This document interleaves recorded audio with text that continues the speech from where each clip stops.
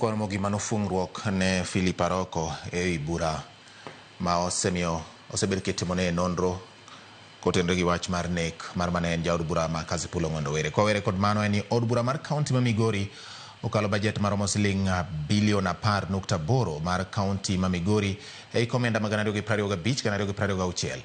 E bajet mar omenda maromo siling bilion 6.6 oketne tayo chenro mopogore opogore mag kaonti ma idendo ni recurrent, ka omenda maromo bilion 4.1 oket tenge ne weche mag dongruok.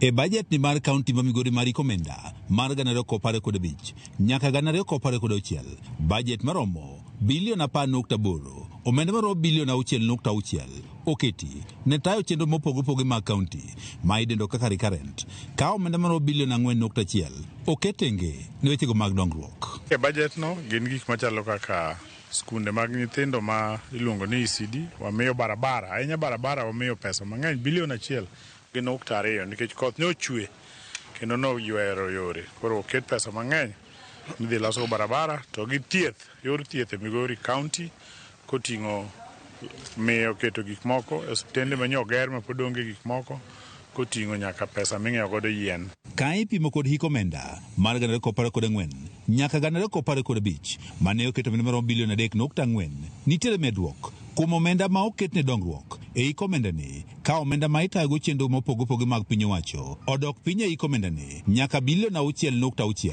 ka ipimo kod hik omenda mokalo manen bilion 6.9. Migawo mar thieth moyudo omenda makore lach omenda maromo bilion 2.3 ka ilwe kod migawono mar apaya kod mano mar jotich kata public service management ma moro ka moro oyudo omenda maromo bilion 1.2. The roads have gotten the lion's share. The amount allocated to roads have gone up because most of our roads have been affected by the rains that has been ongoing in the country. Od bura ma Migori oyudo omenda maromo milion 957 ka migawono mar omenda oket omenda maromo milion 656. Migawo mar pur e kaunti ma Migori oyudo omenda maromo milion 630 ka mano mar somo, tuke kod kit chwech oyudo omenda maromo milion 638.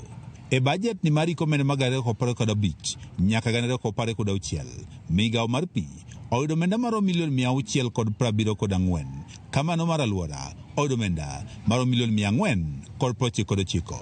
Migawo malo ema oyudo omenda matin e bajet ni omenda maromo milion 177. E bajet ni mano puo kod mokuom MCS ka achiel kod spika modwano Christopher Osana ne owacho ni ober nikech omulo sectors ma yande jopiny dwaro, ka bende nitiere omenda mar dongruok ma oket ne wards ka ward chenrogo mag dongruok ma idendo kaka community projects. Nyocha ne wasuomo paro ka waluorore e ward kendo wapenjo jopiny gik ma gidwaro. Pesa mar community omiwa to tune of 700 million.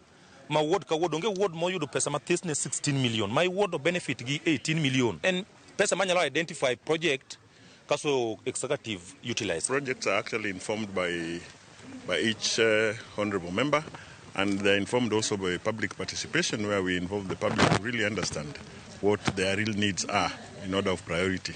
And this is where now honorable members represent their people and speak on their behalf. MC Makalda Kanyarwanda Felix Okwanyo obede ni opoe budget ni wacho ni gima doher en ni koro kete tim kaka winjore mondo koro konyo ganda e kaunti ma Migori. Pesa ni executive utikode maber mondo at least jo Migori ne the value of their money. Koro kiketwa ni wan kaka MCS wan tich biro kalo kaka wasakalo ni to koro kodhi tiyo mamiyo koro jopiny ger kodwa. George Juma, Ramogi TV, Migori.